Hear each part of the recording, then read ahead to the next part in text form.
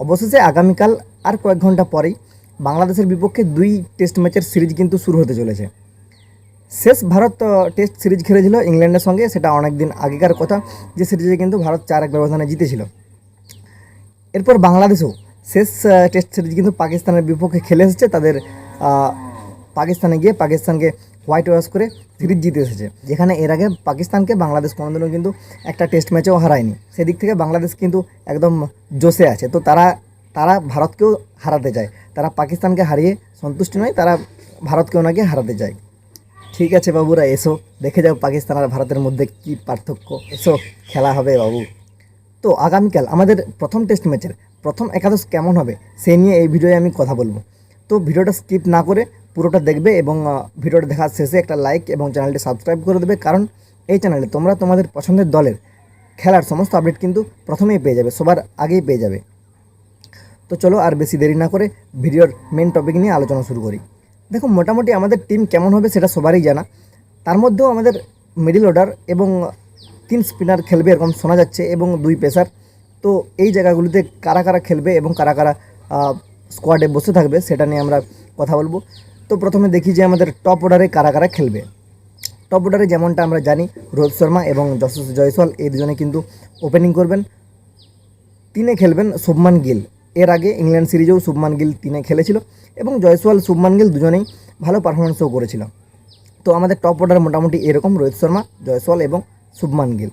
এরপর 4 নম্বরে কিন্তু বিরাট কোহলি এই সিরিজে ফিরছেন।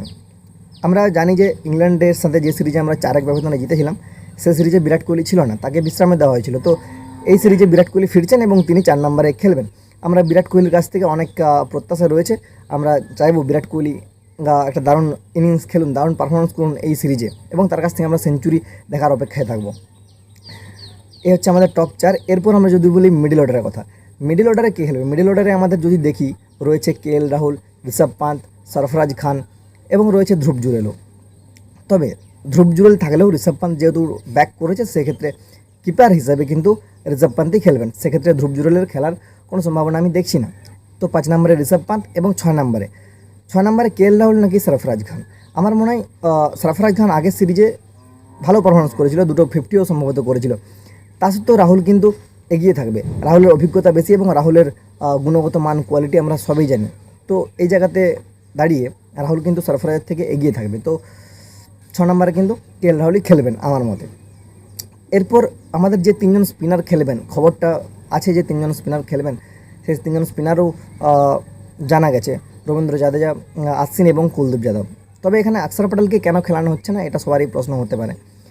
দেখো, রোহিত শর্মা কিন্তু তার প্রেস কনফারেন্সে বলেছে যে সবসময় কিন্তু যে বেস্ট 11ই খেলা হবে সেরকম ব্যাপার নয়, সিচুয়েশন অনুযায়ী কিন্তু টিম সাজানো হবে। এক্ষেত্রে অক্ষর প্যাটেলকে প্রথম একাদশে রাখছে না, কারণ হতে পারে জাদেজা, আশ্বিনের অভিজ্ঞতা বেশি, সেই কারণে। তো এই 3 জন স্পিনারই আমাদের প্রথম টেস্টে থাকছেন। এরপর বাকি পড়ে রইল 2 জন পেস বোলার। কে হতে পারে এই 2 জন? আমরা জানি একটা হবে জসপ্রীত বুমরা, এ নিয়ে কোনো দরাই নেই। তো বাকি একজন কে হতে পারে? একটা খবর বলে রাখি, মোহাম্মদ সিরাজ কিন্তু তার দলীপ ট্রফিতে খেলার কথা থাকলেও তিনি দলীপ ট্রফিতে অংশগ্রহণ করতে পারেনি তার চোটের কারণে। তো এখন খবর অনুযায়ী সিরাজ ফিট আছে। যদি ম্যাচ ফিট হয় তাহলে কিন্তু কালকে আমরা সিরাজকে প্রথম একাদশে দেখবো, আর যদি ম্যাচ ফিট না হয় সেক্ষেত্রে আমরা কিন্তু আকাশদীপকে দেখতে পেতে পারি। সেক্ষেত্রে বুমরা এবং আকাশদীপ প্রথম একাদশে সুযোগ পাবেন। ইয়াস দোয়ালকে স্কোয়াডে রাখা হয়েছে, কিন্তু আমার মনে হয় না যে ইয়াস দোয়াল কাল ডেবিউ করবেন। তো এক্ষেত্রে ম্যাচ ফিট থাকলে বুমরা এবং সিরাজ, আর না থাকলে বুমরা এবং আকাশদীপকে আমরা দেখতে পাবো। তো এই হচ্ছে আমার মতে কালকের প্রথম টেস্টের প্রথম একাদশ। আপনাদের যদি অন্য কোনো কারোর কথা মনে হয় যে প্রথম একাদশে অন্য কেউ থাকতে পারে, তাহলে সেটা কমেন্টে জানাবেন। তো ভিডিওটি যদি ভালো লেগে থাকে তাহলে অবশ্যই একটা লাইক করবেন এবং চ্যানেলটিকে সাবস্ক্রাইব করবেন। ধন্যবাদ।